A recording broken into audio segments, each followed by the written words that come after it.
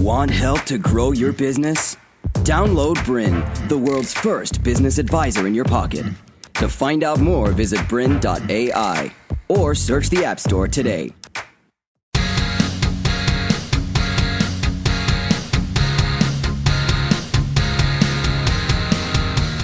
Hi, it's Beaumont here and welcome to Business Book Success. In this episode, we're going to talk about how to decide your book publishing method. And we're going to be going through 7 different options that you have available to you. And by the end, you should be able to determine which way is right for you. Joining me here in the studio, we have Jaqui Lane, our resident book publishing expert. Jaqui is coming to us with the experience of publishing over 400 books, which is absolutely incredible, and me myself having done a mere 16 books. But anyway, we're going to be combining our wisdom and experience to help you to go on this journey to maximize your success. Jaqui, welcome back. Thank you very much. All right, so we're going to be talking about how to decide on your book publishing method.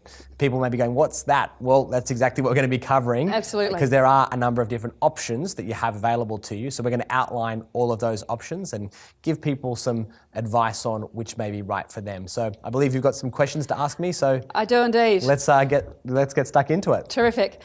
So my first question is, look, once you've finished writing your book and it's been edited, what do you do next? Yeah, exactly. Well, there's lots of different options that you've got. So once you have written your book, and then you're going to have to decide where am I going to actually and how am I going to get this book actually published. Now, really when we talk about publishing, what we really mean is taking it from just the words on a page to actually a finished product that people can actually buy.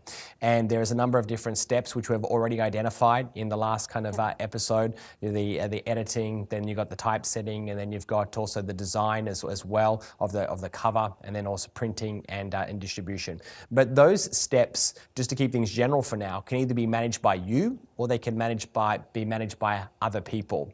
And so there's 2 broad sort of methods, one being to go through a major publisher, or another is to actually self-publish, and there's a couple of other variations as well in there, but you've got to decide on what method are you going to use for the publishing of your book. So we're going to go into what those options are and then give people some advice around which one may be right for their circumstances. Terrific. So what are the options for getting my book published? What are the options? Okay, well, let's go through them in detail now. There are sort of 7. If you are taking notes, then let's go through them. So number 1 is you can go through a major publisher. Okay. Number 2 is you could use a specialized publisher.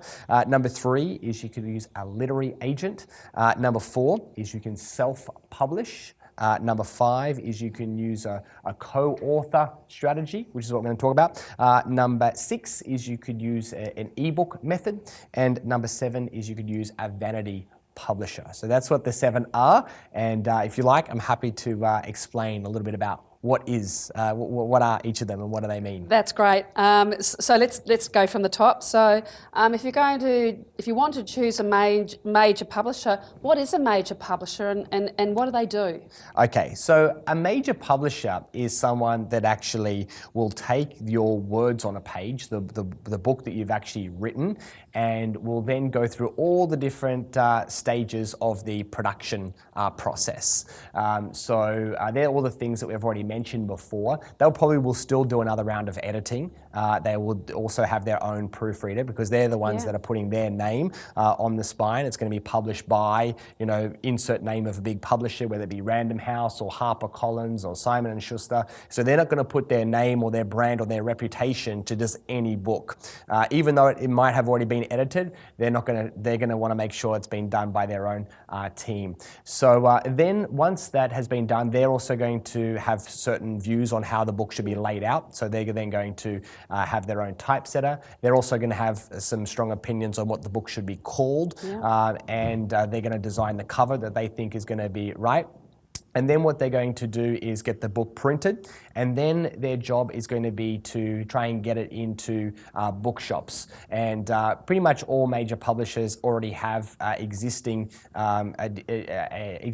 book distributors in place, effectively like sales reps that just go around to all of the bookshops in a region or in a particular country or all around the world. And their job is to basically sell it into every individual bookshop. Now, sometimes if they're big chains, they might sell it to for example, Barnes & Noble, which might order 5,000 and then they will distribute it to all of their stores. Or there could be a little independent bookshop which might take 5 copies of your book.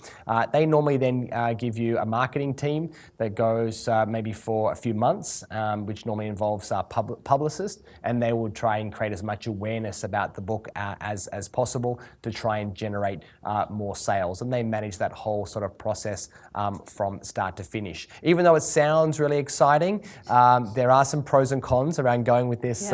We'd all love a fairy godmother to come along and just wave a magic wand and make you a superstar and get you on Oprah and you can instantly sell 100,000 books. That would be the dream, right? However, the dream and reality is very, very different. So when you're ready, I'm happy to share some of the pros and cons of going with a major publisher or going through Great. And I think a really interesting point there is also, if a major publisher takes that up, they're paying for all of this. Yes. Yeah. Absolutely. Yeah. So we might just go through the rest of the list first, and then we'll go into the pros and cons. So the next one's a specialized publisher. Now, a specialized publisher does most of the same things that a major publisher does, only they're probably not going to be a well-known brand. Oftentimes, specialized publishers will do specific books about certain industries or genres. And so they could just publish books for people in the that are around subjects around aviation, for example. So they're going to be much smaller and more boutique. They still do the same steps, but generally speaking, they won't have the same distribution in bookshops. They will have their own ways of distributing books, maybe through associations or maybe directly on their website or other channels that they might already have. It could be in colleges or whatever it sort of matches that particular genre. So normally there's a little bit easier to be published by a specialized publisher as opposed to a major publisher, but oftentimes they don't have the same reach or the distribution that a major publisher would have. Happy to then talk about the next one, which is a literary agent. The wonderful literary agent. Literary agent. So what is a literary agent? So a literary agent is someone that sits between you as the author and also a major publisher. So they effectively are trying to they're a deal broker to try and get you signed by a major publisher. And the reason why they exist is because most major publishers don't want to deal with first-time authors or even people that have published before unless they have requested a book. They just don't want to receive what's called unsolicited manuscripts. So a manuscript is where you take your book, you print it off, and you basically stick it into an envelope and you send it to them and say a cover letter saying, please publish this book and please make me a star.